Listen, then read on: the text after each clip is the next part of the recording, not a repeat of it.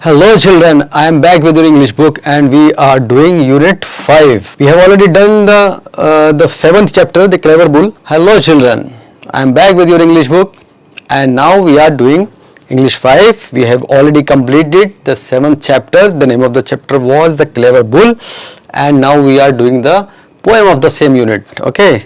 If you can't go over or under, this is the title of the poem. A baby mole got to feeling big. मोल कहते हैं छछूंदर को, घरों में घूमती है ना कभी कभी हमारे चूहा के साथ, दैट इज छछूंदर मोल। एक छोटे मोल को, एक बेबी मोल को ये ऐसा लगने लगा कि अब वो बड़ा हो गया है। And wanted to show how he could dig, और ये वो दिखाना चाहता था कि किस तरह से वो बड़ों की तरह सुरंग बना सकता है, बिल बना सकता है जमीन में खोद कर। So he ploughed along in the soft warm dirt, तो वो कीचड़ और सॉफ्ट मिट्टी के अंदर खुदाई करने लगा अंदर जाके। Till he hit something hard and it surely hurt, और खोदते खोदते उसको क्या हुआ, अचानक उसको जोर से चोट लगी, बहुत हार्ड चीज से वो टकराया। A dozen star flew out of his snout, उसको ऐसा लगा जैसे उसकी स्नाउट जो आगे चोंच से निकली होती है ना, उसको स्नाउट कहते हैं। उसको ऐसा लगा जैसे उसके आसपास 1 दर्जन से ज्यादा या बहुत सारे सितारे चमक उठे हों। चोट लगती है सर पे या फेस पे तो अचानक आंखों के सामने अंधेरा भी छा जाता है और कुछ सितारे से चमक जाते हैं। वही सिचुएशन इसके साथ हुई। He sat on his haunches and began to pout. haunches कहते हैं बॉटम को, वो अपने बॉटम पे रुक गया, बैठ गया ऐसे और अपने पाउट को बनाने लगा ऐसे। पाउट कहते हैं होंठ को आगे बनाना, परेशान हो गए, सोचता है ना आदमी उस टाइम बनाता है ये। Then rammed the thing again with his head, फिर उसको क्या लगा कि नहीं ऐसा नहीं, मैं उसको फिर तोड़ूंगा। उसने दोबारा से टक्कर मारी अपने सर से।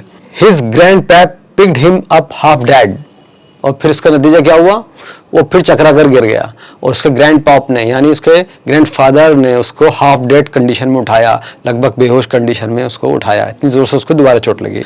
यंग मैन ही सेड, दो योर पेट इज बोन, आपकी जो सर है, पेट कहते हैं इस पेशानी है सर को, वो हड्डी का बना हुआ, मतलब बहुत मजबूत है। हमें पता है कि आपका सर बहुत मजबूत है, but you can not but your way through solid stone, लेकिन आप इससे पत्थर नहीं तोड़ सकते, पत्थर तोड़कर रास्ता नहीं बना सकते। This bit of advice is good I have found, if you can not go over और अंडर गो राउंड।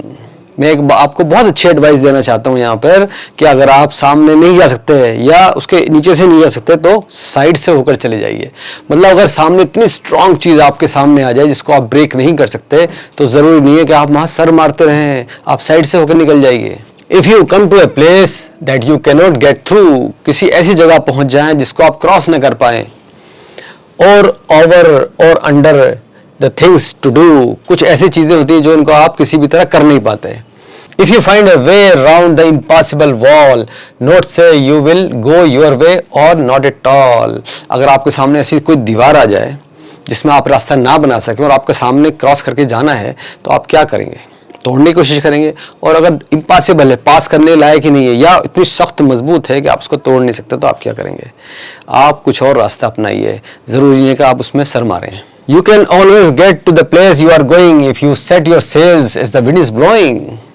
आप अपनी मंजिल पे जा सकते हैं, शर्त यह है कि आप अपने सेल्स को, यहाँ कश्ती के एग्जाम्पल ले रहे हैं कि अगर आप समुद्र में चल रहे हैं और आपको जो सेल्स हैं, जो पर्दा होता है ना जिसके सहारे से डायरेक्शन चेंज करते हैं हम, तो उसको अगर हम सही सेट कर दें तो आप अपनी मंजिल पे पहुंच जाएंगे।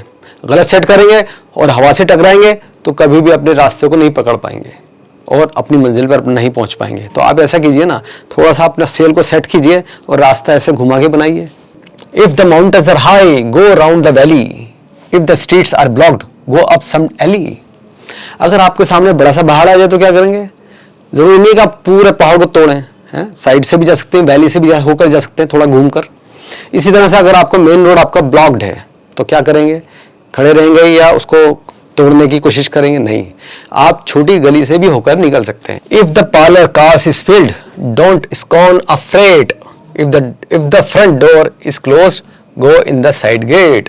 अगर आप ट्रेवल करना चाहते हैं और आपकी जो पार्लर कार है यानी जो आपकी प्रॉपर पैसेंजर कार है जिसमें सवारी आराम से बैठ के जाती है वो भर चुकी है तो क्या करेंगे, अब आपके साइड में दूसरा गुड्स की और आपके सामने दूसरी गाड़ी है जिसमें सामान जाता है, फ्रेट सामान ले जाने वाली गाड़ी, तो उसको आप इस्कॉन मतलब मुंह बनाकर मत देखिए कि इसमें जाऊंगा मैं, आपको जाना है, मंजिल पे पहुंचना है, आप उसमें भी जा सकते हैं। ज़रूरी नहीं है कि आप अगर आपकी पैसेंजर कार भर गई है तो आप अपना सफ़र बंद कर देंगे। सफ़र को रोकना नहीं है, सफ़र को जारी रखना है। And the last line is, to reach your goal, this advice is sound. If you cannot go over or under, go round. अगर आपको अपनी मंजिल पानी है, अपने गोल को अचीव करना है, तो अगर रास्ता बंद मिले तो क्या करेंगे? इधर से जाएंगे, उधर से जाएंगे, कोई और सोल्यूशन निकालेंगे, कोई और रास्ते ढूंढेंगे। आपको मंजिल पर जाना ज़्यादा इंपॉर्टेंट है, ना कि आप बंद रास्ते को ज़बरदस्ती तोड़ने की कोशिश करें। So this is very good and very sound advice in this poem for you, that if you find your ways blocked, find a new way, find a new solution. Okay children, so we have finished this poem. It was a nice poem with a nice lesson. Now we will start the exercise. A is tick the correct option. Number 1 is, baby mole want to show how he can sing, dance or dig. C is the answer. He wanted to show how he can dig. Number 2 is, he space along in the soft warm dirt. Rain, swam or plowed. C is the answer, plowed. Number 3 is, the mole began to space after getting hit. Cry, weep or pout. He began to pout. Number 4 is, if the mole cannot go over and under, it should go where? Aside, around or down? Around. उसके आसपास कोई रास्ता दूसरा ढूंढ लेना चाहिए। Now the next question is B. Answer the following questions. You will read these questions very carefully and write your answers in your notebook. Okay. Word rock में देखते हैं, form pairs, circle the groups of words used in the poem to refer to a problem. इसमें से कौन कौन से ऐसे word हैं जो poem में भी use हुए हैं? Narrow lanes, yes, use हुआ है। Small boats नहीं हुआ। Low valley हुआ है। The wind sails हुआ है, wind नहीं हुआ। Blocked street, yes. Front door, filled trains हुआ है। And high mountains हुआ है। Side gate, thick wall भी हुआ है। Okay. So these words were used in the poem. So we have encircled them. Now the big question, list all the rhyming words from the poem. Add 2 words each in the list.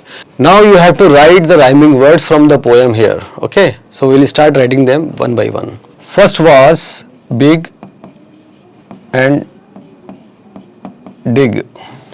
Next was dirt and hurt. These are rhyming words. Next is snout. Rhyming word is pout. Next is head and rhyming is dead. Now next is bone. Rhyming word used was stone. So these were the words which were used in the poem. अब आपको क्या करना है, इसी rhyming में 2 और word इसमें add करने हैं। इतना काम तो आप खुद करेंगे। All right. Now writing end. Write a fun and hilarious poem of your own and share it with your class. यहाँ आपकी क्रिएटिविटी की हम टेस्ट करेंगे, आप कितना अच्छा लिख पाते हैं। एक पोएम अच्छी सी लिख के दिखाइए। Now with this exercise we have finished the poem and the exercise part. I will come back to you very soon in the new session with a very new story for you. All right children, so bye till then.